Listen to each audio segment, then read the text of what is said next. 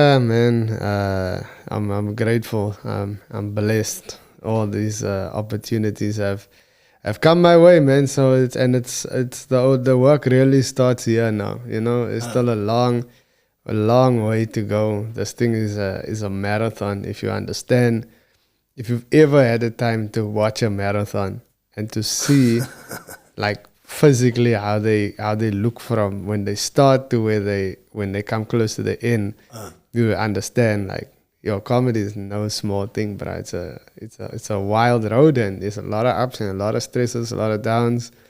So yeah, man, I'm The fire and ice kick, that one. Do you run that one, or do you help run that one sometimes? not anymore.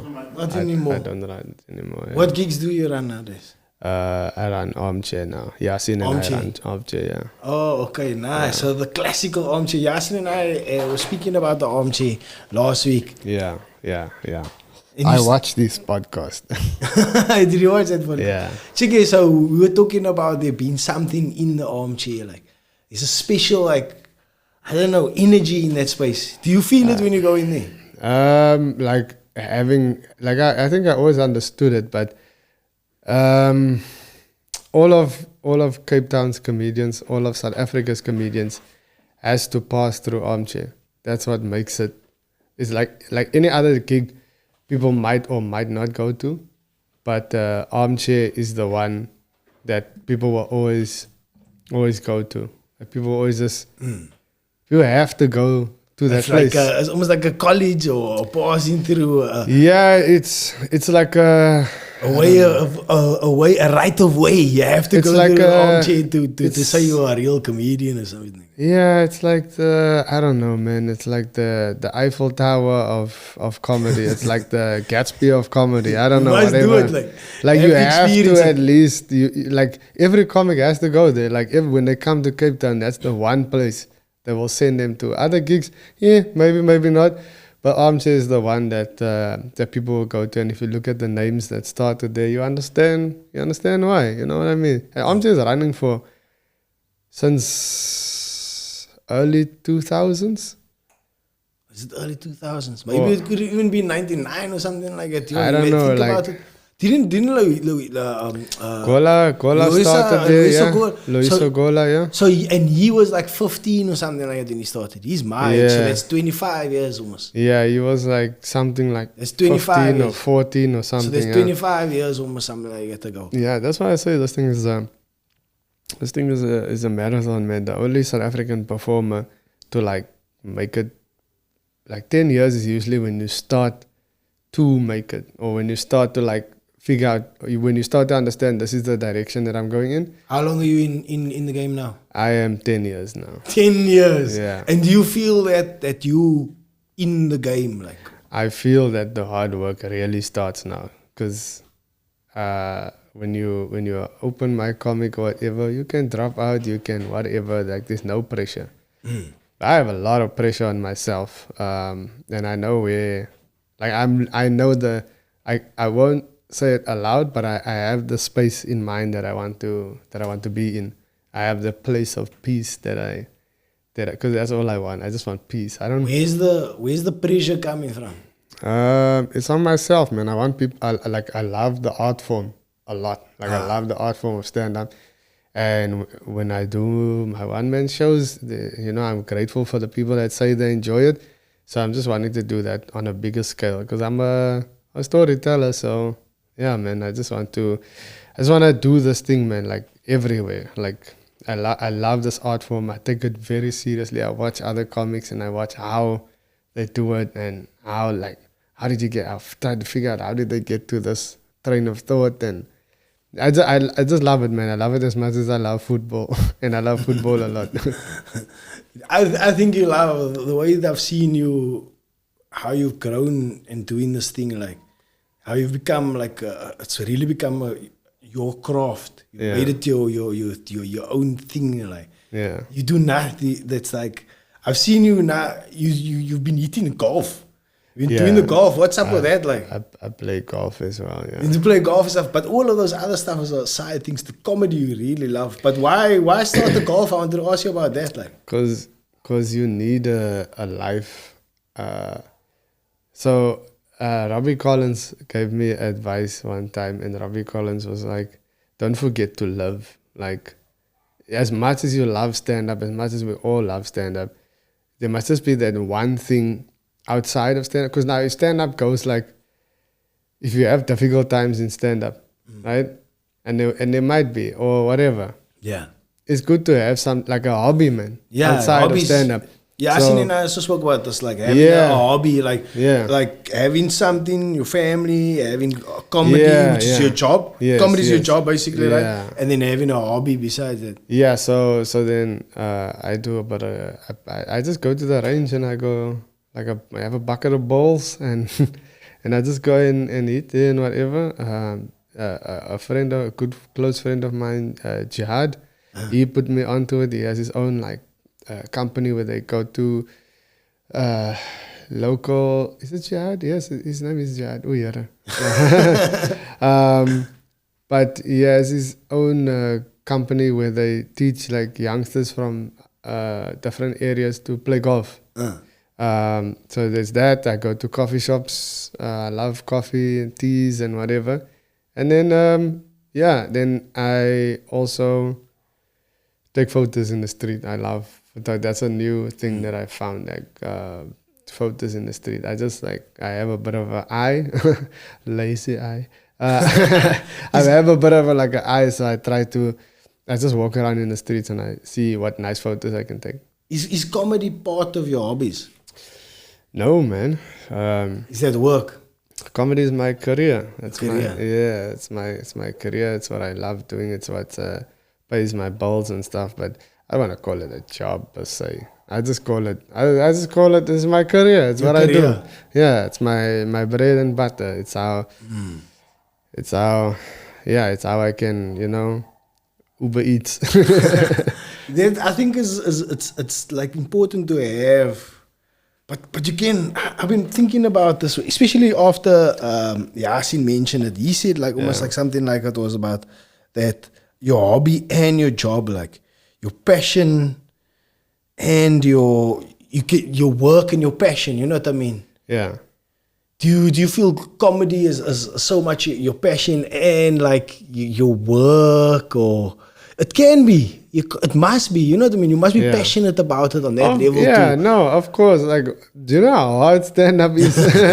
Like, I would have given up on stand-up a long time if I wasn't like at some level, like if I didn't have some sort of potential in this thing. Because I cannot be like delusional, bro. The last thing I would want is to be in this thing and I'm not like, I'm not good. I bomb all the time. The last thing I'd want to do is to be in stand-up. So then I go use my energy somewhere else. You know what I mean? Yeah. But I'm not gonna stay in something that comedy gives me joy. But I've gotten to travel.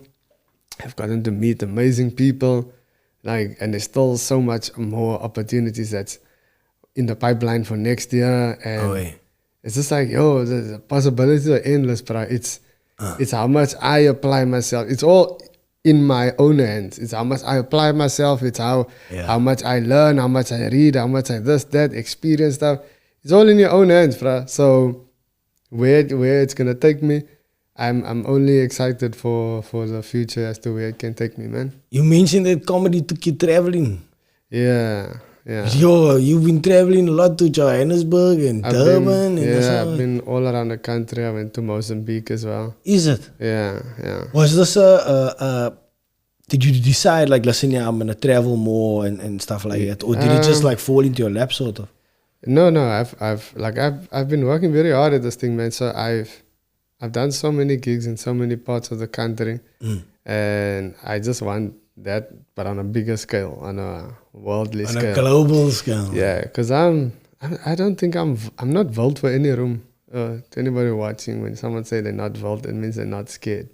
But yeah, I'm not scared of any room. Like, I was in a room recently where there was the yellow Brazilians and UK people and all of it, and then they come to me afterwards and they're like, "Yo, you're funny, man." Yeah. Like, you know what I mean? They enjoyed the show. Yeah, so when I see like they say it, then I'm like, okay, so I can go to their country one day. Because if this man, I know it's not as easy to just go to a country and to be funny. But I'm someone that like, I will soak up the environment. I will walk around. I'll see this and that, points of references, all of that. And then when I perform to foreigners or whatever, and then I know first talk about their world first. Because that wins them over. That goes, oh, you took time to understand. Like whenever I speak to like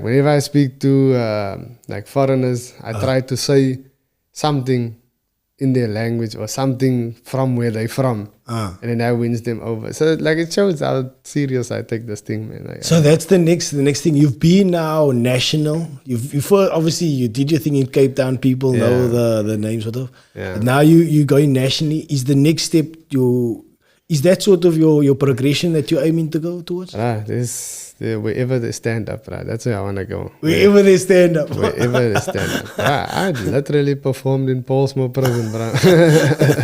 Like, you know, there was a stupid show that we had to do one time, and for some of the men, so they're in the jail and in the courtyard. I'll never forget. Yeah, it was dope, bro. I ended up like roasting a lot of it, and it was funny. You roasting the Poles, men in Poles. yeah, no, but it was funny. Take a chance, man. Nah, man. If you know what you're doing, you won't offend the people. Like, not if you like. Obviously, like there'll always be people and whatever. But I just mean like, I know what I'm saying. Like I take it serious enough to know where the line is. You know what I mean? Yeah, unless I'm going out of my way to make mense quiet so that I can get a point across. But I'm not that person. Well, not yet. Have you tried to go down that route, like push the line? Like? No, not really. I just talk about my own stories, and in my show, I maybe talk about like depression or some other personal stuff. But again, it's my story, so no one can waste me nothing because it's my own stories. You know what I mean? So yeah. That is something unique. You talk about where you come from, like and it's almost like a way of like I don't know. You look at it like almost like a teaching people where you from or something like. Yeah, so it's like painting the picture. So if you're from where I'm from, or if you have some idea of if our areas are the same, then it's relatable to you. Then quite. But if not, then I can paint the picture to you where it's like, oh, okay, so this is what it's like, okay, all right. And then, so just paint the picture is what I'm saying. Okay, and then you mentioned almost like you tried to make it relatable. So almost like paint the picture of like, okay, this is what where I come from, this is what your equivalent in your country. I mean, I'll talk about like the jobs that I've had or the family that I have or the relationship that I was in or you know, like, just whatever my stories are. And if you go, oh, I've also been in a relationship like that, or if you go, oh, I've also been robbed before, then everybody's been robbed, everybody's been in a relationship. But these are just my stories, man. These are the ones that have come to mind so far. So life, there's still a lot of time in my life. There's still a lot of experiences that I have to go through, and we'll see what else comes out. I foresee the way you're going now. If you keep working as hard as you're working now, I think it's possible for you to go overseas easily and do it. It's not difficult, especially because the world is small nowadays, man. YouTube.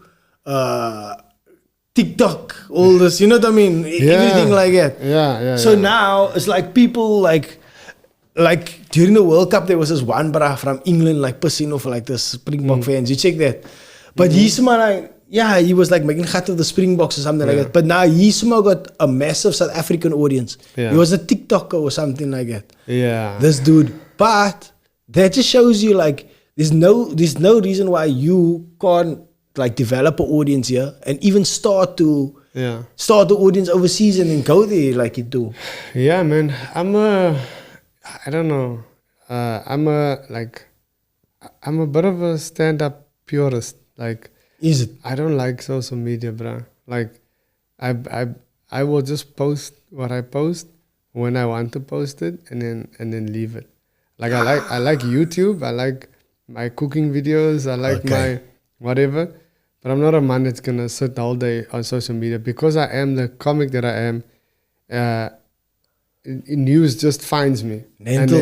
and then when I see certain things, that I'll maybe do research or I'll have conversations with certain comics or whatever. Lentil and I used to go back and forth between this. I like nah, I'm a purist and stuff like that. And he's like showed me that like that is not the you can be a purist or you can be an artist, but you have to sort of bring in the other part of it. And understand where you're coming from, where you want to keep it clean. But there's also a comedian called Matt Rife, and he also felt like he wants to. We are aligned there. I was before you even mentioned it, I was searching for the brother. Okay, but anyway, this is a comedian called Matt Rife, and he also believed that he was well done there, Jamie, for bringing it up. But anyway, he believed so that he's a purist and stuff like that. He spoke about this on a few podcasts, and he said like, nah, he wanted to only keep it. But then all he started to do was he took all his clips and he started to upload it to TikTok. And then things became different. You find what works for you, right? Yeah. I have like a few videos on TikTok. It's like 100,000, 90,000, whatever. But what I'm trying to say is like, stand up is my thing. Yeah. Like, stand up is my thing. I don't care about everything else is secondary. Like I have to, because my job spec demands like this is the way it's kind of going now. So I would try to do what sits well with my character and what my art form demands. And I'll try to like find some sort of common ground. But other than that, like, I hear what you're saying. It's not my like posting. I'm not a guy that's like, you know, hey guys. It doesn't sit in your characters. You feel out of character when you do it, like. Yeah, so that's not for me. I just like recently I did a video on Instagram. I spoke about this lady in Durban, the one that that drove over the bra, that tried to rob her. Yeah. I know the video, yeah. Yeah, and that video did like 32,000 or something on Instagram. So I just, because it was a gag of mine, I just decided. So I do the videos that I post is. Oh, it was a gag, and then you just made it into a like. Yeah. So that's what I do. Or it'll either go from a video to a gag or from a gag to a video. But that's what works for me. But that's almost like I hear what you're saying, because that's also like diluting your product if you're giving jokes away like that. Yeah. So a lot of the comedians do like almost like they give the crowd work away. Yeah. I actually kind of save my crowd work for the audience. Is it? Because like I think I'm alright at it. So I kind of save that for them, man. There's certain jokes that I just like throw away or whatever, but I know that I write enough. Like I write enough to be able to go, oh yeah, that's one joke can go. You know what I mean? But I get enough work in that. Thank God, I get enough work into. Like the idea of being controlled by my phone is something that that doesn't sit well with me fundamentally. Like, so for me, my phone is a tool to help maybe get my art form out there. But it's like, it's not something that because like on social media, you have to you have to be liking certain posts and enough posts and enough interactions and enough all of us. To me, it's like, yo, man, I just want to do stand-up. Like, you have no idea how much I love this art form. Like, how amazing I think it is. I think like comedy is about as amazing as football, as amazing as rap, or as amazing as, you know what I mean? Basketball, golf, whatever. I just love it a lot, man. And I never wanted money or sort of fame or recognition or whatever. I just wanted to be able to do my thing. Like, because I come from the area that I come from like, the only work experience I have is the call center and customer service specifically.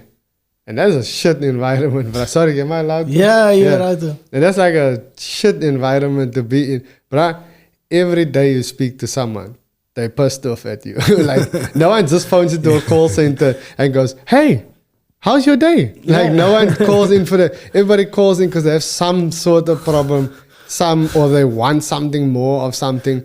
But you are just there to just like satisfy other people. And that's not what I want. That's not what I want. You know what I mean? I don't want to carry that same cuck over to my comedy career. You know what I mean? Like I want myself, I want to enjoy what I'm doing, and then I want the audience to like enjoy what I'm doing, and then we just enjoy it together. That's what I want. You know what I mean? Sorry, I'm talking a lot now. No, you hear the talk. It's a podcast. That's what you sort of do. That's the sweet spot. That's where I need to get you to open up to. Like, that's my job. Imagine we just sit on a podcast and just look at each other like. I was smiling inside now because I got you to open up. Like, it's not always. It's like finally we got him. I'm like, yes, we're about to break this guy's finally spilling his beans. That's nothing, bro. I'm just telling you. This is I love this art form. This is how I feel. I'm not dissing anybody. Yeah. That's how I'm peace. I just want peace, bro. I want peace in my life. Peace everywhere. Do you have peace when you're on stage? Yeah, I have peace when I'm on stage. I love the thing. The thing brings me a lot of joy. And when you're working a joke and you're trying it at different spots, and then eventually, or you just do the joke off the cuff and then it works, and you're like, ha, finally. And then when you see a joke just bomb and there's no hope for it, then you're like, that's also funny. That's also funny. You look at it both sides of the. Yeah, man. I positively like both ways. I like to look at it from all angles. That's what I like to do. Yeah. You know, like a lot of comedians, like they've been interviewed and chatting nowadays, like they have this more broader perspective of doing the art. Like you saying, you're trying to do other things, like if Mark Lotterin's walking in the woods or something like that, Yasin is coal plunging, you busy hitting golf balls and busy cooking up a storm. You know what I mean? Everybody's like, it's interesting, and I think it's also like, it's good, man. I smart to delete that videos now. Why? Because I just want people to know me for stand-up. And people must know you for more, man. They must know you for being a person. I put those videos out so that people could see, like, yo, this is also what I do. I maybe don't post about it all the time, but look, this is what I do. And this is like, because my whole timeline to me is, if you go right to the beginning of my timeline and you see, it's basically like, if I die today, you can see the journey of how I got to where I am now. Not that I'm far, but it's just like a whole I like a guideline or a blueprint. Because my posts are essentially like, it's like a vlog of some kind. I like what you're saying. Like a digital timeline. It's like a digital scrapbook. Is what it is. Yeah. And I post this stuff. So I post the golf thing like once or twice or whatever. Not once or twice, but I post maybe a few times, or I post the cooking a few times, or I post. But essentially what my social media is to me, and this is why I won't let it become like, you know, hey guys, I'm chilling here with no? Because that's not true, Yeah, because again, bro, I want someone one day, whoever needs to, just like, not even, I don't know all the answers to cuck, but I just want someone, like, whoever's feeling like low or whatever, they can go back down the timeline and they can look up and they can see, like, yo, like, look how hopeless this bro was. All his posts were cuck this time. and look how he grew as a person. Like, you can see all of that. So that's almost like, that's the thing that I want to, almost like that I want to leave behind. You know what I mean? It's just like a scrapbook of my career. Of your growth. Of my growth. And if this is the ceiling, then this is the ceiling. Then I will tap out and leave it there. This is not the ceiling, I doubt it. Yeah, but I'm just saying, like, if this is the ceiling, then you know what? For me to have done what I've done and to be like, if you understood the type of lighty that I was growing up, I was quiet. People bullied me. People made me scared all the time. Like I never spoke up for myself. I'm all right now. You know what I mean? You sound like you practicing gratefulness now. I am grateful, man, because I could have, not that there's anything wrong with working in a call center or whatever, but like I could have just been a man that's like, you know, wake up, go to work, come home. Wake up, go to work, come home. Maybe play a bit of soccer or watch soccer with people, come home. But I'm lucky enough that I get to do this. Like this is amazing, bro. Like, and I'm lucky that I get to, and I'm lucky enough to have been in different worlds. You know what I mean? Yeah. Been around rappers. I've been around Different conversations. Photographers, this, that, and the other. And I maybe wouldn't have done that before. So yeah, man. So I'm grateful. I've been around chefs, like professional chefs, and all of that stuff. So comedy's taking you to some really dope places, like. Yeah, but I've also, you know, been to Portsmouth prison. So you know what I mean? Some of the places are not so nice. Yeah. But it's just given me like, it's made me grow as a person, man. And I wouldn't have otherwise have grown to being the person. I'm starting to like who I am now. I was always struggling to be fine with myself, and I'm enjoying who I am now.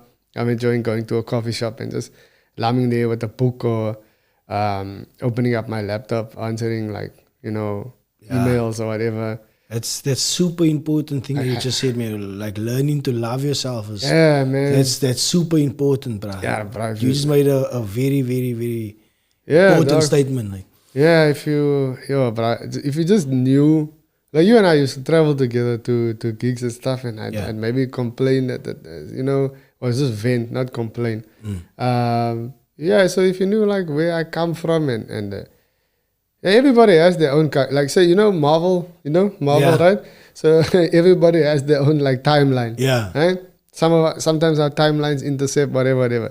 I take from Marvel into my own life. But I'm just saying, like, I hear the analogy. Everybody has like their own like timeline and whatever, and the mind could have gone so many different ways and whatever. But I'm finally at a point now where I'm like, oh wait, this is nice. Because before I used to feel like, oh, this bra, you know, oh, he's got. You know, when you grow up where I grew up, I never got sneakers and stuff, you know?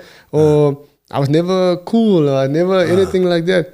Now I don't care about any of that stuff. Now I'm just like, oh, yeah, like, go drink your coffee. You know what I mean? Go use your mocha pot at home. You know what I mean? You know what I mean? Like, I'm all right, man. I'm dead, like, and now I'm enjoying stand-up also. Like, I take it very seriously. I'm enjoying it now. That's what matters now. To enjoy what you're doing. Yeah, and love yourself. Like, and it really matters. Yeah, and I have direction. I just wanna, if I can get my Oma and my mom a house to like stay in, then I would have set out my life's goals. That's my Thanos snap. You know what I mean? If I could just get my Oma and my mom like a house for them to stay together, then I will like. Everything else is just a bonus. You know what I mean? Yeah. Yeah, that's my thing. Yeah. Sorry, I'm not as entertaining as other guests. You're super entertaining. It's not about being entertaining. You just said something that's super valid that people out there need to hear, bro. Yeah. This podcast is about highlighting good role models that's working within our communities. Yeah. And you working as a talented comedian. You're working as a talented comedian, and your goal is to get your mother and your grandmother home. Yeah, that things need to be celebrated. You know what I mean? Yeah, bro. And like you said, like your timeline could have gone down dark paths, but it went on this positive path. So I can see you practicing gratefulness now, and like, I'm grateful for that, and that is very important. Like for people to have, like, because that. Like people talk about mental health all the time. Like to have that ability to say, you know what, I'm grateful for what I have. Like people always want more, man. You know? Yeah. We always greedy. I see it in myself. In a lot of everybody experiences on some level, but to be happy with what you have, Yeah, to but have that peace of mind is awesome. To have contentment, like Content, to be content. to be content with what is around you is like that's a duidelijke feeling. And I know maybe I am content now, but I know like ever since my Oma told me the story of there was one day when my Oma was at home and they were shooting outside, and my Oma was like, no, so I laid on the floor, so I ducked and whatever, and then I waited for the shooting to be done, and then I went on and I made my food. And I was like, yo, man, this isn't something that you should be going through. This isn't something that any auntie should be going through. Any person, you know what I mean? So that's how I was like, okay, I got direction, I got purpose. Now, maybe in the past, I might have, been naive and childish and selfish and whatever. But now I'm like, yo, these two are like, this is what I'm working towards. And also something bigger in my family. Like my family has there is like a lot of drug addicts and stuff in my family. So I'm also just like, and in my area. So I was like, if I can just show, if I can just show the men, so like, yo, go find your space. Go find your space and go be what you want to be, man. Find your platform, yeah. Find your platform, find your space, and just be, bro. Like there's more out there. And even if you are a call center agent or whatever, it's duidelijk. But then just go make time to travel, make time to try new things, and that's all I preach, man. Sorry, yo. Nah, it's 100% right. I mean, like you said, like you've traveled, you're braaf from level.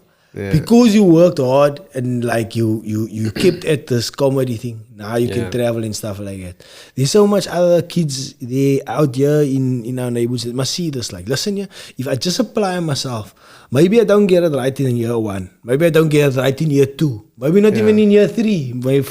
But after I continue down this path, after me and Nantel work at this thing for how many years, Nantel? Finally, we get more than 35 views. Yeah. You know what I mean? Yeah. And that growth is something, man. Yeah, no, for sure, bro. I remember Dylan Oliphant. You know Dylan Oliphant? Yeah, Dylan Oliphant. Dylan Oliphant, when he started, he used to do these videos called Relapse Time. Yeah. And he, I don't know, he didn't get like the views that he has now. But I remember there was a certain conversation when he started with these Man United videos. Yeah. And I remember having a certain conversation with him where he was like talking about how he only has 100 views. So I was like, yo, one day you're going to have like 100,000. One day you're going to have so and so.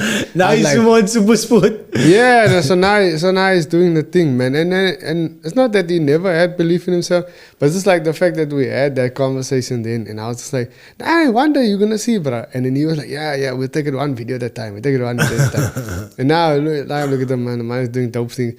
But in essence, what I'm trying to say is just everything takes time. Yeah.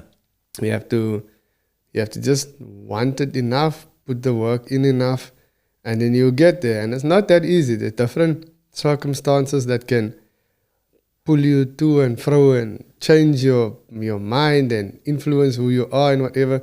But if you just stick to what the things that you love, man, and that you want to achieve, then eventually it'll work out. Or if it doesn't, then you will eventually find the space that you're meant to be, but you just have to stick in it long enough, like not give up. What is this? Yeah, Ryan Bell. This is the other Ryan. The quickest way to lift a bad mood, to make a gratitude list. List 10 things that you are grateful for. Works every time. Yeah. Yeah, that's awesome. No? Like, my wife, my life, my children, my everything. I can go on with the list. Yeah. The list can go on. I only need to name 2 or 3 things. What? My family. That's it. Yeah, the idea is just that you have things that you are cognizant of, that you are grateful for. The things that you are aware, like, oh, this is the things that I have to be grateful for. Where did you learn? Where did you go somewhere to to learn this, or did you? Yeah, I went to Did you go to the. a psychologist? It's a man. What is it? I went to a bit of therapy. Therapy. Okay. It's a bit of a few things. It's a bit of therapy, a bit of introspection, a bit of getting guidance from certain people, things like that. Good. But everything happened as it should for me to get to this state of mind. You know what I mean? I don't know if I'm meant for something better or whatever. But I mean, if I can just have the conversation on a platform like this, and one person watches it and goes, you know what? Yeah, and then I was like, yeah, then that's it, man. That's what I want, man. I know what it feels like to feel like a really cuck and down in the dumps and like no luck and cuck and just like miserable. Not that I'm like the happiest person in the world. I'm not, but I just have like, okay, there's hope. I see the light at the end of the tunnel. I see that. So that's all I want, man. I want. If anything, if it doesn't come through my jokes, it must come through like this kind of conversations. Is that there's always hope, you know? Yeah, that's what I don't have time for. The important thing is that you get back up, man. That you lift yourself out of that place, like. It takes like obviously you. It's not easy. I'm not 100% familiar with it, but I know it's not easy because. So much people stay in that dark place. Yeah. And that is the important part. Listen, how am I going to lift myself?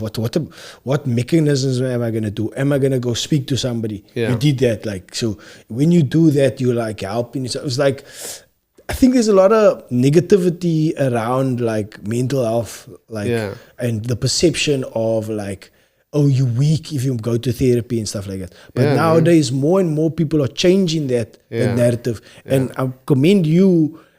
Yasin also spoke about it. There's more people speaking about it. Oh, this is what we're doing to fix this. Now it's like going to the doctor. You know what I mean? It's like you got the flu. Now you go to the doctor. Same thing. So it's like if you pull a muscle or whatever, then you or if you get like a bad injury. Yeah. The idea is for you to go do rehabilitation after like your thing starts to heal, and there's like a process, right? Which a lot of people are aware of. So the same thing is when it comes to like your mind. Your mind is also a muscle. You know what I mean? Is it a muscle? It is a muscle. Your brain is a muscle. Your brain. Is it? Yeah, anyway, no, sorry, I fell back. Your heart is the biggest muscle, but your brain. But your brain is an organ, I don't know. Your brain is a brain an organ, eh? It's an organ. Yeah. But like how you take care of all the stuff in your people are looking at this like, yo, this man's a dumb night. But yeah, so is it all that I'm saying is like, nah, man, you must if your tooth, you don't just leave your tooth rotten. Yeah. You don't just let your toenail turn like fucking yellow, bro. You know what I mean? Gangrous. Yeah, you know what I mean. You sort the shit out, yeah. You sort the same way with your mind, bro. And a lot of us like, yo, man, whatever narratives and shit that there is, man, you lost all of it. You must know, be fine with yourself, and like I knew where I wanted to be and where I wanted to go, and I knew that I couldn't get there until I fix like this. And then I deal with what's inside here and here. I need to deal with these things. Now I've almost dealt with everything. And now I'm just like, I do the thing, I do it as to the best of my ability. And then I go home and I spend time with the right people, with the people that, you know, with my people, you know? That's putting value back into your life, like. Yeah, and then I also make time for myself. So, yeah, sometimes the brain is an organ. Okay. The brain is an organ. You see, that's why we have a muscle. It's an organ. Thank you, Google. Because if it wasn't for Google, we would have. Waar is hy chippies papier nou? Waar is die chippies? Ek dink ek het een na wat sê. Yo, back in the day, chippies were. Who's Ryan Bell? Is this a thing that comes up randomly, or is this a man that's watching? It's a real, but Ryan Bell, he's the guy that books for us. Oh, is he sending these questions through? Mm-hmm. He's asking, do working comics earn decent money? What is decent money? Can you pay rent? Money that don't scare you out, it's decent. Can you pay the rent? Yeah, you can. But it depends on how serious you take stand-up, bro. Like, there's people in stand-up for different reasons. But yeah, but you can. I'm not going to go too deep in it, but you can. Yeah. If you run in a show, if you run shows, it helps. It helps, I'm guessing. Yeah, but stand-up isn't just like, there's a lot of parts to stand-up. You do stand-up, but then you also do like some voiceover work, or you do corporate work, or you do a few ads. If you're lucky enough to get onto a movie, that is different parts to it. But essentially, you're using the one skill and you're branching outwards. You know what I mean? You're branching out to do. You're using it in different other environments and things like that. But essentially, stand up on its own, you can make a decent living. That answer. I hope that answers your question. Can I ask you? Yes, you may, sir. You brought me here. What makes you different from other comics? Because you've reached a level that I've seen other comics have not reached yet. With Ryan being doing the show and me befriending him, I went to his show once and I've got an idea of, okay, this bro's there. Yeah. I put him on a scale type of vibe, Yeah. and you somewhere there, you know what I'm saying, up where your face is being seen. So Yeah. what makes you different from what the other guys haven't done yet? What makes me different? That's my one question. Unique. Bro, we're all different and we're all unique, man. But the thing is, for me, I can only speak for myself. I can't speak for other men. But I can only say that when I started this thing, I was working in the call center. And when I started this thing, I wasn't good at all. But I watched Scout Poseidonhood and Yasin Barnes in like my second gig or something. And I looked at them and I was like, yo, if I can make an audience laugh like this, then that'll be quite. I remember thinking that at the time. And I am lucky enough that I've gotten like, to a similar point where I can make an audience laugh. But, and it's just like knowing where I want to go and what I want to be. That's it. And yeah, that's it. I can't say that other people don't know what they want to do or where they want to go. I'm just speak for myself. This is me. This is what I know what I want to do. I know where I want to go. But I think my question is more as to how do you get to that stages, on the physical stages? Is it networking? What is it that makes that different, you know? Yeah. Good on you for peeling back the layers to that question. That's what we do. Yeah. You peel back layers. Comedy, but comedy is a very complex thing. Like, you can be like, yeah, man, the things happen at the time that it's supposed to happen, but you learn and you soak up information and you apply yourself. And as long as you you don't have to be you don't suck up to no one or whatever. Just be like with people. Don't speak out your turn or see a big comic, be around a big comic and you go, why don't you let me open for you, huh? You know what I mean? Yeah. Like, that's going to get you, It's like going to your boss. It's like at work. When you're at work, when you're at a company, you understand that I come to work, I do my thing. If I want to speak to the manager or whatever, I have to put in a meeting request or whatever. You know what I mean? Or if we date, then I can speak to him while he's on his lunch break. Like, do you understand this? A way to go about certain things. Yeah. So that's the same thing with stand-up, and I'm lucky that I learned the right things at the right time, and I took Conducted yourself in a certain Yeah. manner that was like this, almost like in yeah, a respectable, dignified manner. yeah. So I just took I took time to learn, and I just took time to grow, and I was like, yeah, man, like if I don't wanna, like, you know, that thing of you don't wanna say stupid cuck and then. You know what I mean? I don't want to be annoying, man. Yeah, you know? no, and you don't be disrespectful. Yeah. Like you're saying, don't go to the bigger comics respect. and like yeah, be it's more the respectful. respect. Just be thing. respect to everybody. This reminds me when I was at Good Hope and a lot of DJs would come, up and coming DJs, like, dude, how do I get there? Yeah. And I would say, get the attention for the right reasons. Yeah, Not the wrong reasons. Yeah. You know what I'm saying? yeah. So I would say, luckily, I had the competition. That's how I got the Yeah. attention. Yeah. And while I was there, I made sure I gave Yeah. my professional front. Yeah. Emailed them afterwards saying, I thank you, blah, blah, blah, blah, blah. Yeah. And I made sure now, you know what I'm saying? So now you don't have the competition, but what else do you have? Yeah. So whatever hype you create, it's on you. Maybe there's Yeah. so much.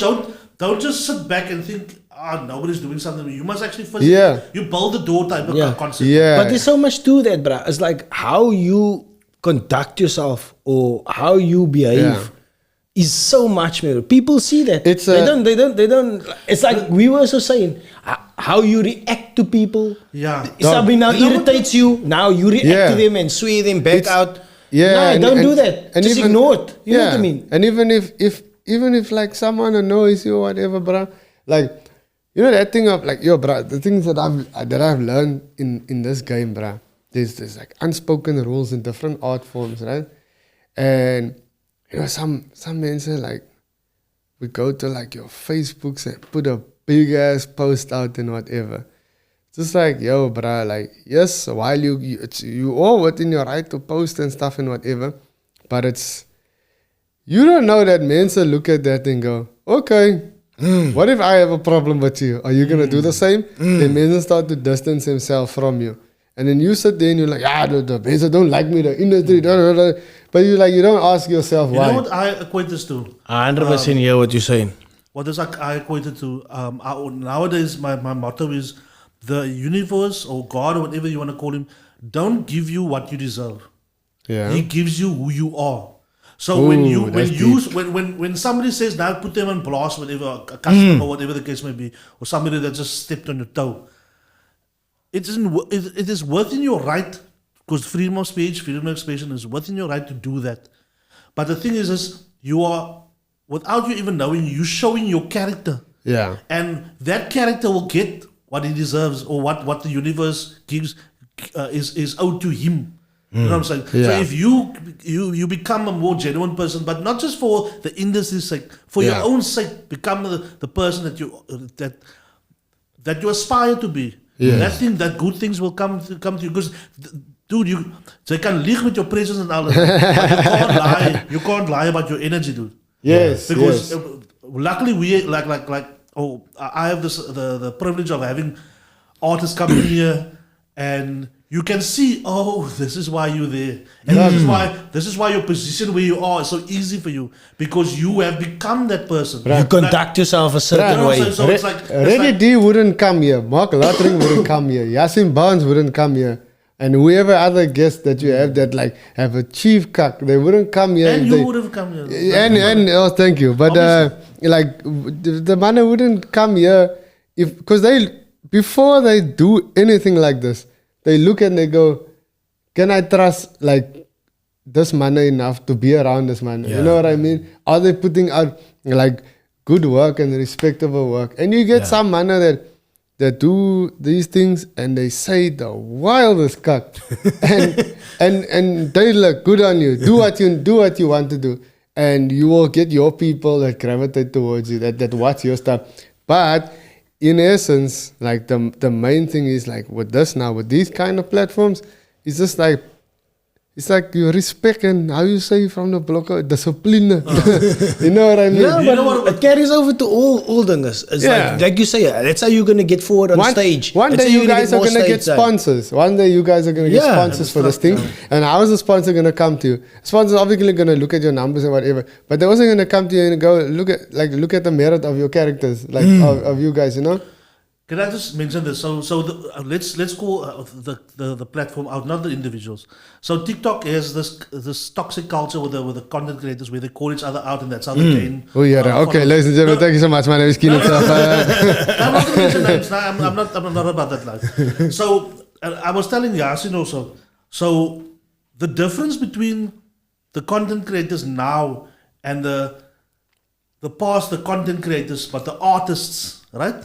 So for comedians, people Any people that's creating art, whatever. Art, yeah. So the difference is, back in the day, you would have your art, whether it's comedy, whether it's DJing, whether it's podcasting, whatever it is, that you would want to, like you said, you want to be known for that, right? Yes.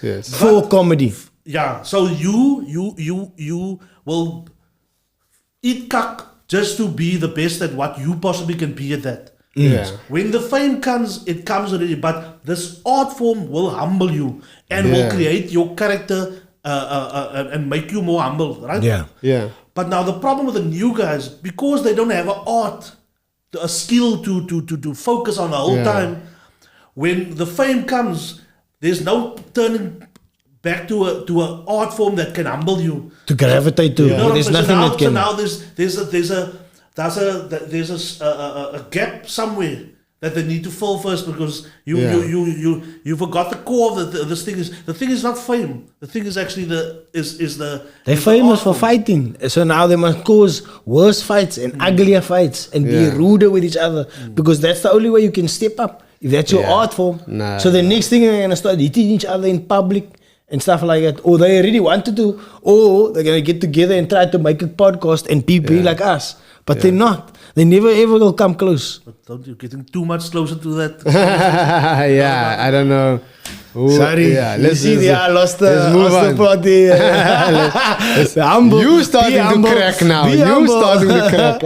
I must be humble. Nah, I mean, I get annoyed. Yeah. Like, No. I mean, I get annoyed for things as well. But you know what? Because you know what? Nah, it's because we are doing this for a while. Like you said, if you've been doing it for a year or two, then fine.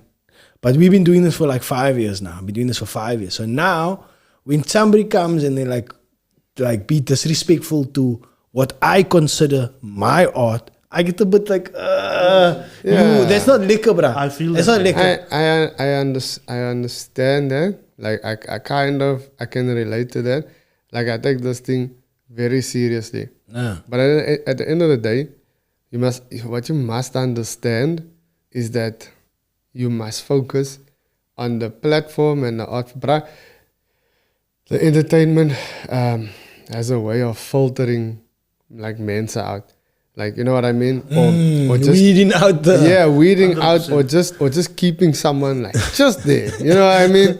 And if there are some men that make it through and say mad stuff or whatever, but at the end of the day, bro, you can only focus on what you are trying to build. What is your goals? What are you trying to build with this thing? Bruh, if this thing can get so big that you can bring a student, a top student from like high school, and you can hear like, yo, what is your story? How did you get here? Like you can make social impact. Like it's like finding your purpose, man. Like what is it that you want out of life? A lot of men just do mad cock just because they're just meandering about aimlessly. They're just going here, there, everywhere. But like I'm 30 now, and I've experienced. I wouldn't say like I've experienced a lot of things. Is what I'm trying to say. And I was just like, yo, man, this cock of there's so much unnecessary cock that people do. I was just like, you know, this is your platform, this is your podcast. You know what caliber of guests you want on. You know what you're hoping to achieve with it. Then that's what you focus on. Stay in your lane. Focus. Like other than that, bruh, like everything else, you have a wife, you have children. When you're done here, you give them your energy, and then you give yourself, you make time for yourself. Anybody else outside of it, bruh, if you're not adding value to my life, bruh, stay exactly there where you are. You know what I mean? Yeah, like, there will always be men that do shit that piss you off, and it's fine for it to piss you off. You're a human, but then you just come on, bruh. Like, you don't give it the time of day, because Otherwise, it's gonna make you moeilijk, bro. And then you're gonna carry that moeilijkness over onto your family or to your loved ones or whatever. And that's not right, bro. You know what I mean? Oh, wait, you were playing some little hip hop just now for us, or Yeah. Rhapsody and stuff like that. Yeah, I love You hip-hop, man. like listening to the hip hop jams. Does that ground you in something? Do you feel? Yeah, man, I love the storytelling. I love the conscious rap. I love people that can speak their emotions and their mind and, you know, like inspire and stuff like that. And then there's the odd time where I like, you know, little bit trap here and there, but it's just mainly for the beats. Like there's some beats it's just like like or whatever, I don't know. But I love music in The general. storytelling aspect in hip hop, like that, we were speaking about it earlier, and we were saying like it's changed. It's not very much. Where is this man answering questions from? Where is he asking?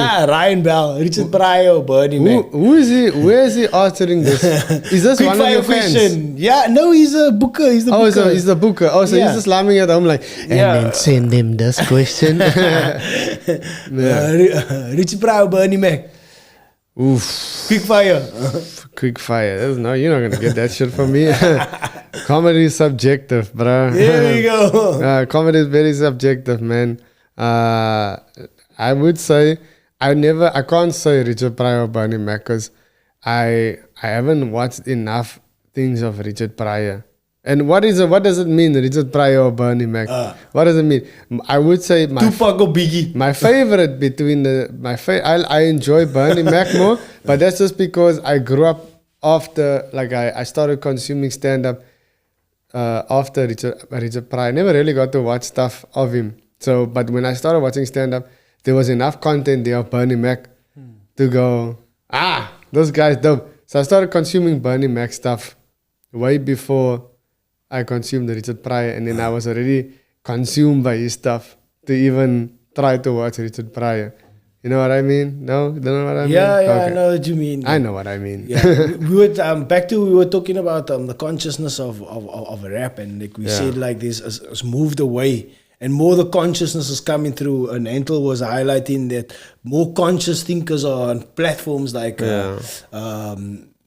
this, like doing podcast and comedy. Do you feel that way? What consciousness? Yeah, it will always be there, bro. But in hip hop, do you feel there's less of it? Is it less of it? That's a hard question to answer. I can't say is there less of it. I can't say if there's less and there's more. I don't have data to quantify this. His statement was that hip hop is bought. That was it was earlier. Yeah, I would ask you a lot of questions. Like, what does? Not the culture. Yeah, I don't Not want the culture. I'm talking Not about the culture. The The music. music is bought. Yeah. What's the difference between the culture? and It just what it means is that I get what you're saying to a certain extent. There's not much to fight for anymore. You know what I mean? Maybe back in the days there was a lot of stuff. Easy them, Talib Kweli them, or everybody else around that era and before. There was a lot. Sam Cooke, for example. I like Sam Cooke. Sam Cooke speaks like in his music. You know, there was a lot that time to fight for, and these days. You can't blame the man now that's out there that's just making music to feel because they want other people to feel good. You know what I mean? Like if that's what you were put here in this industry, there will always be conscious rappers because that kind of rap will never fade. It'll never fade. That kind of rap will always be there. We will always love our Tupacs, our Biggies, our Black Thought, our J. Cole's, Kendrick's, there will always be that people. And maybe the other less conscious people are growing, but that doesn't take away from they still spend a lot of time in the studio. They still put a lot of hard work in, and they still, so you can't take away I from tend what to they I do. tend to agree with what Nantel is saying, and I'm Of gonna course keep- you do. I'll tell you later, don't worry. No, the reason why is the reason why is because actually one of my favorite songs right now is actually a country and western song. Nice. It's called Northmen North of Richmond. There we go. Brokeback Mountain type of vibes. Nah, bro, I just listen to it. It's very blue collar, like, and it speaks to like, I don't know, man. It speaks to like working hard and having a family. And you know what? This government and they're not giving me back what I'm giving them. You know what I mean? And they do it sort of in your face. This ISCOM, and, look, obviously the analogy is in an American sense, but I can feel what he's talking about, man. I feel like, they really pulled the wool over our eyes with a scamdemic. You know what I mean? Sure. They did. They got us, man. They got us a few ways, man. This conversation is going everywhere. You know what I mean? Bro. The government and stuff like that. There is a lot of Went truth to it. from hip hop to the government. Yeah. But where's the net? Where's the net? No, but all I'm saying Nah, is, yeah, what you saying, but but all I I'm still saying believe is, the- there should be somebody calling us out in hip hop. Hip hop used to do this. So- hip hop used to be that person that's calling out what the governments are doing wrong or highlighting the stuff and stuff like that. There's no one hip hop is talking about what ISCOM is screwing us Yeah, over. So remember, Youngster does. yeah, The yeah, youngsters. it does. Yeah, Does he? you see, you must be very careful about what you say. I get that you're frustrated, but there are men that's doing that. The thing is, with this current environment that we're in, they are aware, they are well aware that there's too much distance between them and where we are. There's no one place that you can go to that'll make them lose sleep at night. You know what I mean? I'm trying to speak about this as general as As possible. vague as possible. Yeah. I'm sorry, man. I Like wasn't throw they fuel on the fire. Yeah. They are too removed from the people. Like, and they are also aware that enough people don't care enough to do something about it. Like, there was this thing that came out recently where they said that they built a call center and they paid 38 million for it. But the thing looks like a bungalow, a bungalow that you just put a little bit extra money into. And it's like, you see that and you go, the government, nah. Or you But see, then they must Can I- talk can I- about can I about just it. interject? Talk about it. Point So- out so- talk so- about it on platforms. So we had D on. how did we get here? How did we hear? Yeah. That was the hip hop question. So we had already D on, right? So he explained the 1994 album Age of Truth, right? Then we had a politician called Philip Dexter. Yeah. So Philip Dexter is an old. He was active in the apartheid years, and he's Anya. yeah, we had him on here. Okay. So I actually asked him Not with afterwards. me, with the other presenter. There's another presenter, Okay. Roscoe. He does the political chats. Okay. Yeah, and I sit in all the podcasts basically. Yeah. Luckily me. so I asked him, check here. So he spoke about music, and then I told him, remember when we had struggle music, man, like in the 80s and the 90s.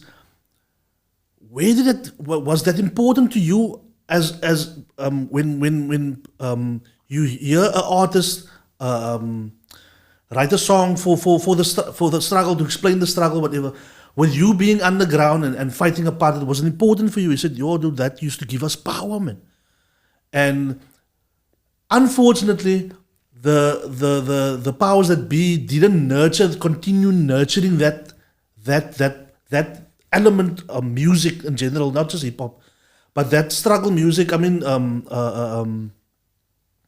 Rasta music as well. You know what I'm saying? Reggae. But they didn't nurture it, and I think it was planned that way, man. Because why would you want to put money in where youth can have a voice, man? Because the less of a voice you give the people, the like you say, the distance between you and the people will grow, man. You know what I'm saying? Yeah.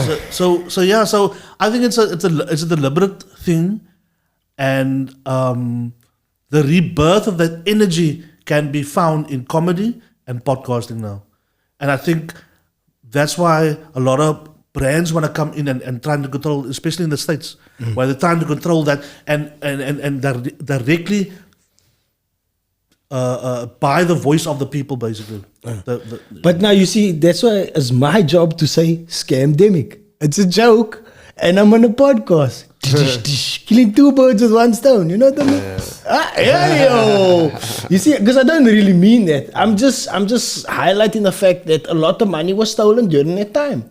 Yeah. I don't believe that somebody created a virus. I'm creating a virus. I don't believe that. But then we got cancelled. Oh, sorry.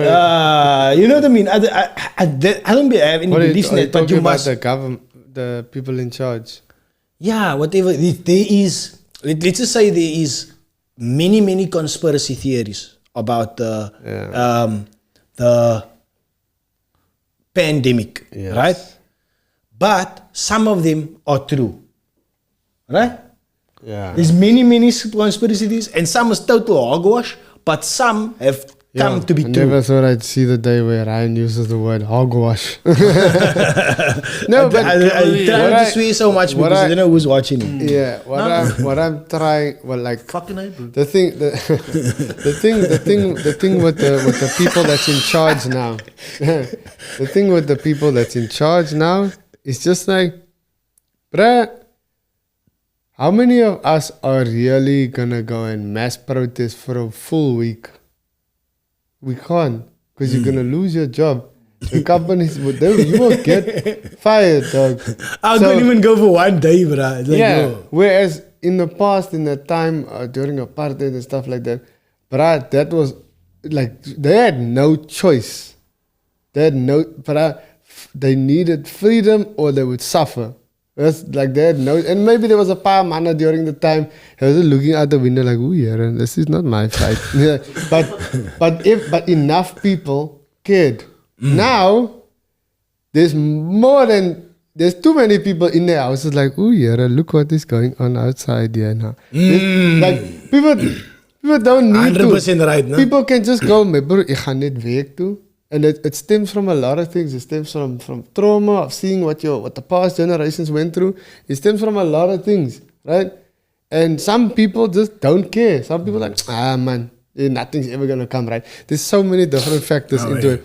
But what I believe is that this man that's in charge now is either aware of all of what I'm saying now, or they just don't give a shit at all. Nah, But they are like that naughty lighty who just dollars. He doesn't care. Like, if he gets caught, he gets caught. And if he gets caught, it's like a taco, bro. You know what I mean?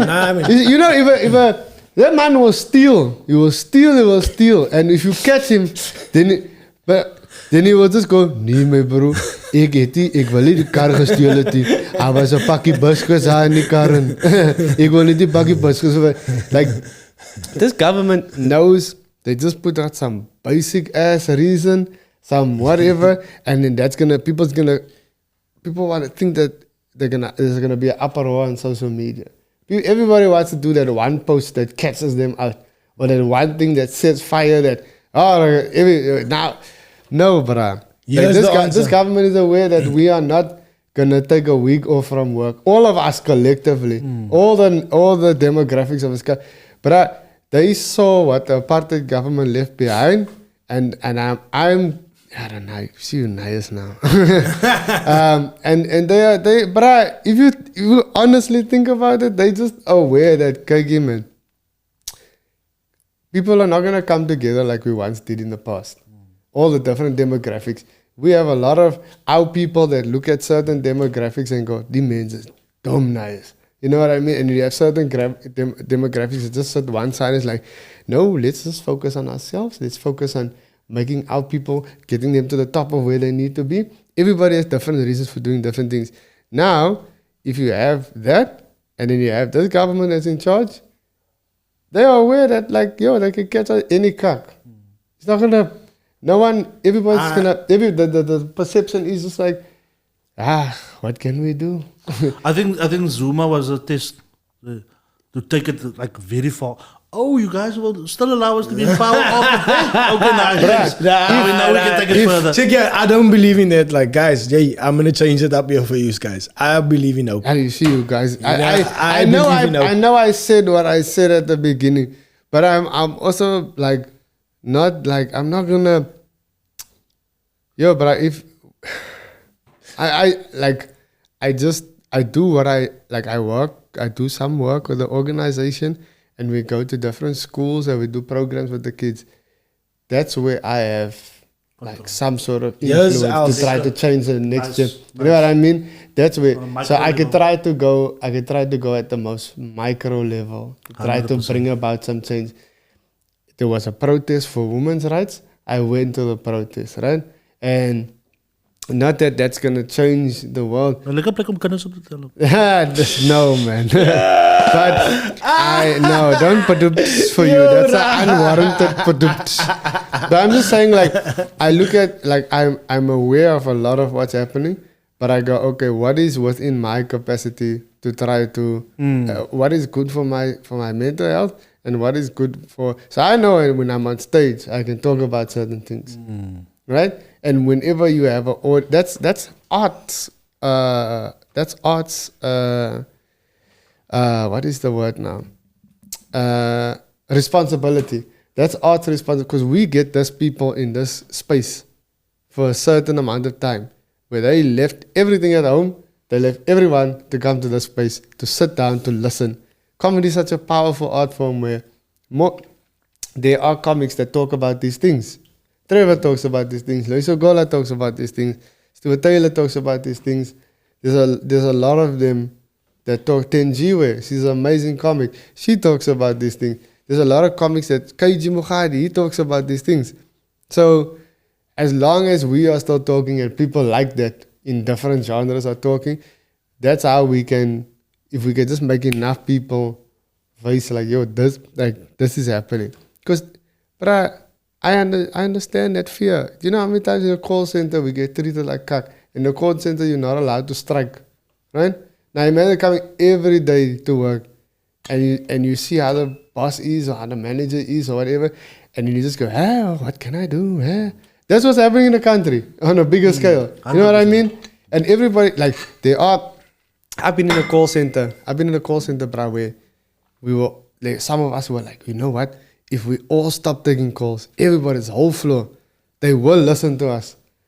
And then everybody's like, yeah, let's start. But then there's some people from within that's like, nah, I can't do that. I'm on my last warning, but I don't want to get fired. You know what I mean? And that's essentially on a bigger scale what's happening in the country right now. Is that there are some people that they have to safeguard themselves. They have to take care of their family. They are the ones who can fight, should fight, and the ones that are maybe not fighters per se, but they have some sort of influence in other smaller scales, then that's what you must do.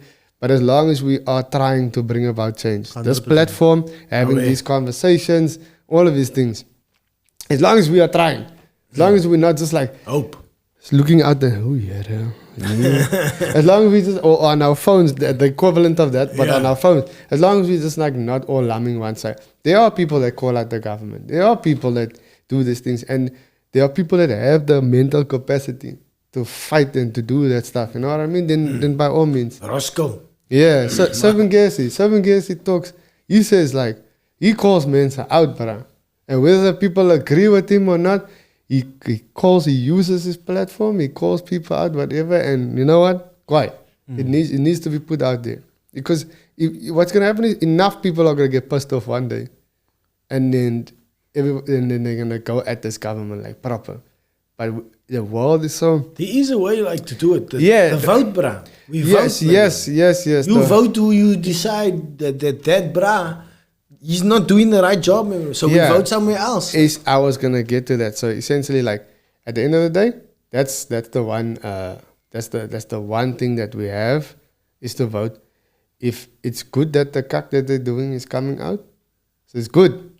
So that by the time the next elections come, then surely, like you're gonna have to look at it. I'm gonna try someone else, anybody else. I don't know you can't really say who there is to vote for really, because everybody's I've been saying this before, and I'll go on record to say this. I like how good he's looking. I know you got your problems with it. You're just lazy because the name says, "Oh, they're good." Okay, Yeah, good. I like it because of the name and it's orange color. Brett Heron, we had I know you had. we had Brett Heron in as well. He's a very honest person. I like his energy. I was going for him. The Zaki Ahmad that I like. But Zaki, I don't know, it's too small. I mean, I think putting my vote behind good as. But it's the, I don't know. I see benefit to that. But it's the concept that he mentioned, man. What? We need just that one bra in the do his part. It's just a little, It's liquor, like. You know what I'm saying? Just one bra in there. But I will never. If Brett Heron is the bra, then. But I will never come on here and tell people what to vote for. Okay. Yeah. I would rather just Keep it to yourself. Yo, they. Okay, I take my back. I don't. No. So, And it was in that bleep it out. no, but what's happening is that at some point they are catching on so much cock that at some point we're gonna go, yo, I rather wanna vote for anybody else besides this man. There's no logical way. They have their hooks into certain people, but that's for a lot of other reasons, right? There's men so they're in the, like, this political game in this country is wild, bruh. Like, the things that I know, this thing is wild, bruh. So tell us about. we no. People just need to see enough of the cuck that they're catching on. That's it. You know what? Whether you have the right knowledge at your disposal or not, if you can just see, like, yo, this man isn't actually doing something. Have you done a comedy gig for a political party yet? No. Oh. No. Would you? No, I don't think so. They just want you to make jokes. I don't know what you're trying, bro. No, I have my things where I will do stuff and where I won't do stuff. I have my things, man. A corporate is different to a political party. Yeah, I mean, I think it's still a corporate, but yeah, no, I have what sits well with me. If it doesn't sit well with me, I won't die. Like, if it sits well with me, then by all means, I'll do it. But yeah, man, there is hope in this country, and I think that there is definitely hope. Yeah. The next 2 generations will carry this country. Will carry this country for. Eventually, this man is gonna need to retire or whatever. And I think there's enough information and knowledge at the younger generation's disposal to bring about. That's the important thing. No? There's enough information now at the younger generation's disposal. Maybe But the older generation, there was a lot of information that was held back from them. Yeah. But nowadays, we got. But it's our responsibility also, like you said. The art form has a responsibility to do its thing. But it's our age. Like, if you're 30, if you're 20, 25 and up, if whatever sphere you're in, whatever genre you're in, it is our responsibility to steer the next generation and say, not steer it in making them baby Nantals and baby Keenans and baby you know what I'm saying? Okay, that's no babies. But just to conscientize them, to just say, think, dude. Open up your mind. Open up your mind. You decide who you think is and what. And here's the information. And what method helps for you. If you feel that this way wasn't, this is. But that's also another problem. Like for a long time, the wrong information was given to us, so we feel deceived by mainstream media. So we decided, no. We're not going to listen to mainstream media. 100%. We're going to go find out our own information and then put it out there. And then you can decide. You can decide whether you like what things. And you're right in saying, I mustn't come out here and say, this is a political party. There's nothing wrong with that, dude. No. Because there's also, there might be, because then I'm now aligning to something and what is my agendas and stuff like that. I should be more neutral. And I should give more, especially if I'm going to have a voice, I should give more neutral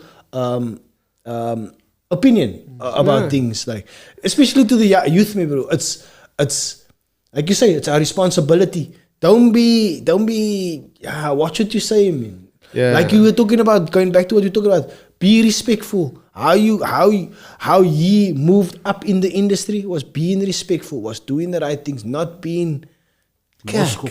loskop and rude. Yeah, but because like, my bro, there's a lot of households where they look at certain demographics and they're like, die bloody mensen is stupid, man. Or hulle is dom, hulle is net dom, and whatever. And if you start teaching that to your lighty, then your lighty is gonna carry on the same kak. Now, I'm not saying we must all be like kumbaya or whatever. It's not possible for everybody to be like, Away. but it's just like, yo, man, like they say, everything starts from home, right?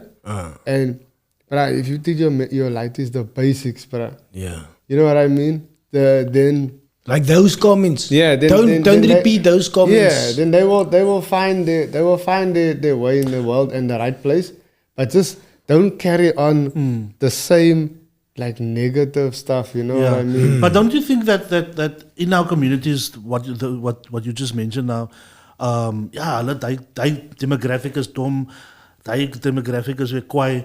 But don't you think that the arts, once you go into the arts, all that disappears? Then you get to see real, nee, maar Talent is talent, bruh. this is why Yeah. he's a dope comic, whether it's from that group or that group. Yeah. You know what I'm saying? But it don't matter, yeah. It's the fact that it's still there. The only reason why they'll change towards someone when they go to a show or whatever, or see them on TV, or they're a rugby player or whatever. Here we go. It's because they have like there's this thing that you like that make you put aside your shit for this person.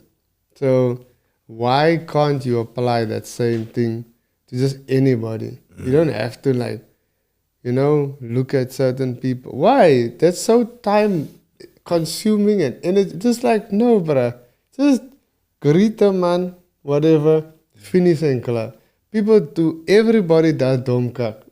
You know what I mean? But it's some people's conditioned. And I like what you're saying there, especially like how the Springboks like somehow brought the whole nation together. People don't worry with what color you are, you are what rugby player you are. He's a favorite rugby player. Yeah. But people must take that and just adapt it to normal life, man, bro. Yeah. Don't just like look at the one aspect of it. And like you say, the arts is the Yeah, talent, bro. Thank you, bro. You're a big Talent. supporter People of the look- art forms of the art. Yeah. Ja, nee, Thank you. Ek het nog nie sound. Damn it, I must get it.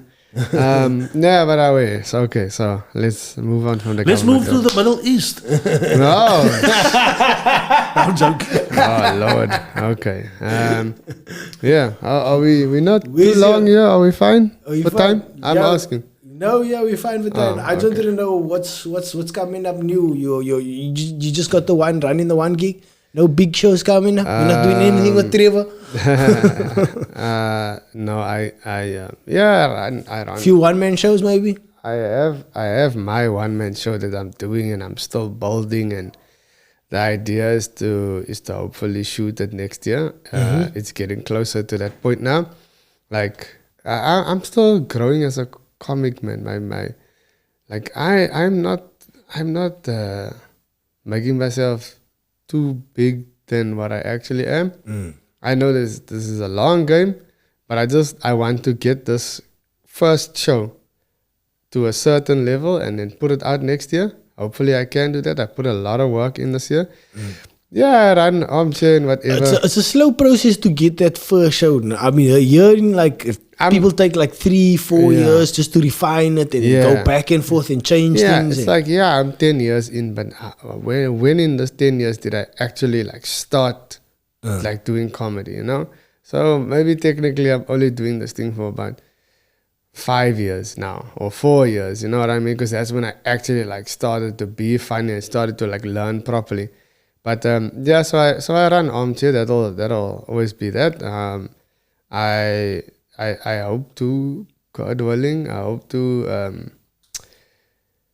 travel internationally next year as well. That's in the pipeline. I got some opportunities Nice, elsewhere, so hopefully I can. We'll see. Yeah, record a special, maybe perform in another country. It's like And that you just- have goals. Like you and got it written and down or just something. yeah, and just become a better person, and do more work with the organization that I do. Try to help them out as well. Which one is this? The Guinness one. That's the Life Matters Foundation. So I do work with them. Shout out to them. And yeah, man. So I don't like to talk about what I do, man. Why not? I just do. Okay. You know how you watch the Joker? It's not a good comparison, but I was gonna say now the Joker's a mentally ill one. yeah, no, but the Joker's like how does this Joker say? Do I look like a guy with a plan? Whoa. You know what I mean? Whoa, yeah, right till the end. Yeah, so he says he just does, right? So I'm the positive version of that. I just do. I don't like to think because then I'm an overthinker. So I just know like, okay, I know what I want to do. Let me not think of the how and whatever. Everything will come together. Let me just do. You know what I mean? Let me just do. So yeah, Is this the Life Matters? yeah, this is them. Just give them some. Nah, lekker, man. There. Oh yeah, shout out to them. Shout out to them, man. Shout out to you for also doing what you need to do. Yeah. Oh, they got counseling as Yeah, well. so yo, bruh, I've heard stories, dog. There's children that tell us like things, and I'm just a facilitator, so I'm not a qualified therapist or anything like that. So all I can do is the program is designed in such a way. Yes, we do like certain games and programs and whatever. And it's all designed to be fun and to teach them life skills and things like that. Okay. But then it's also in the deeper layer of things. It's designed to identify kids who need help, who are struggling, and then get them professional help. So in all that we do, in the different programs that we do with the kids. Oh, so you learn about it through the playing of the games if they need. What do they need? So there's different programs that we do, and then Okay. like by the end of the program, I like to work out. So we tell them there's this counseling referral form. If you need help, please. And then there'll be times where I like to pull you aside and go, listen, this is what. There's one story, no, that I'll never forget, and I don't know the process thereafter. And So when you hear a story but I trust this man so enough to like try to get this ladies help, right? But there was one story where we had this one school, and I have my own group. Each facilitator has a group, and we on the field. So this day we went out to the field. We were all in our different areas, and we were sitting with the kids and whatever. So I'm sitting now, and then as the ladies walk away, it's time to go back in. And then the one girl, she decided to confide in me, and the girl is like, you know, explaining her home situation and whatever. And then she tells me the story of like, she tells me like she tried to commit suicide at 12. And I'm like, yo, that's not something a 12-year-old should think about. But then she told me one story, like she woke up one night and the O was standing in front of her and the O was drunk. And the O just unzipped his pants and started peeing on her. You know what I mean? It's like, yo, that shit is not, like, it's not right, bro. Like, what the fuck is wrong with you, bro? You know what I mean? So, but the thing, you can't just take a lady out of a house. There's like the yellow processes to go through to get a lady help, and you have to bring the family in, and all the family can just go, my bro, they can praat strong, man. We love this child, and then the situation is very difficult. This is also what I've come to learn. So I made sure that I understand the process. I maybe don't understand everything, but I made sure I try to understand the whole process of how things work and just how difficult it is, man. Social workers go through the most in this country, bro. Counselors go through the most because there's so much shit happening. You know what I mean? And it's not that easy to just bring about change like that.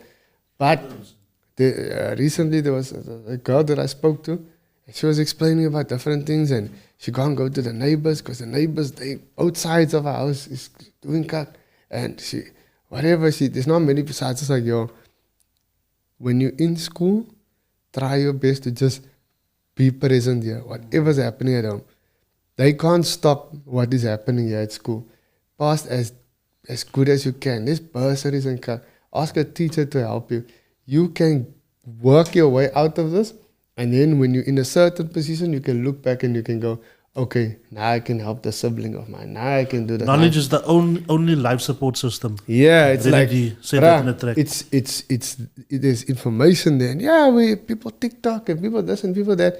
But go read, go educate yourself. And all I told us like this, bro, you passed in a private school as dope as you can. You go into high school, you pass as dope as they can't stop you at school. You write the papers. You whatever. You can go study. Go sleep by a cousin if you must or whatever. Someplace where there's peace that you can and you can wonder. How old is she now? She is probably about, this one she was in grade 7, so 12 or 13, right? And I just, I just wasted like, yo man, like, and I know it isn't easy. I came out of a bit of a difficult environment myself, and there's a lot of people that's going through a lot worse, but like you just find a way out. Now respect to you, man. If you can just find, and so many of these conversations I had with these kids, but I know like that's also what gives me greater appreciation for life, for that extra gratefulness, you know, because I'm like, yo man, like things could have been so much different for me, for a lot of other people, and I'm just like, yes, when I'm there with the organization, I do that work. When I'm on stage, try to, you know, educate, like if there's a chance with an audience member and you see like, hey, this much views is whatever, it's like, yo, go read, go do research, read everything. Don't just read one, read everything. And then, because I know you will get to a point, if you truly are reading to understand, you'll get to the right point. So, but I also know that, you know, I can't take any of this for granted, man. You know what I mean? Yeah, I understand that wanting to be happy, bro, and how it's not the simple thing, finding happiness and contentment and things like that. It's not easy to achieve, bro. So You have to work on it. Now that I'm like a bit closer to it, I'm grateful, bro. And I just like when I have time to work with the kids, I give my full energy and attention there. When I'm on stage, give my full energy and attention there. When I'm hanging with certain friends of mine or doing podcasts or whatever, give my full attention there. And then when I'm at home and I have my time, when I'm in my place and I just like, my dream is to get me like a coffee machine and a vinyl player. I see this vinyls here. Like I love vinyls and a vinyl sound player. of vinyl. Yeah, I wanna get your Sam Cooks and your Bill Withers and all of this stuff. I wanna get like just different things. And every morning I wanna wake up and I wanna play a different vinyl. You get some of that vinyls that only have like one song, eh? Yeah, Singles. I wanna get that. I wanna have a whole bunch of singles and just every morning today I feel like, Sam Cooke, what a wonderful world this could be. Like play different songs every day because I found what works for me. I found where I want to be. So, and I know that I'm not trying to not be a selfish guy, but I know that I dedicate time to certain things when I can. Yeah. So, and hopefully, like if one conversation with one lighty helps that lighty, and maybe they don't go on to play with the Springboks or go do other dope shit, but they just got out of that situation. They found some peace. Then quite. Each one teach. You know what's so cool about social media or you having YouTube? Like we got YouTube, so I'm on YouTube. I just go to a YouTube video and I put myself on and I say, check this for check here. Yo, here's me. I show my lighties and stuff like that. Like, yo, nice. Are you on YouTube? So they familiar with me being and stuff like that. Or I show people like, check here. I met Mark Lotrino. Check it out.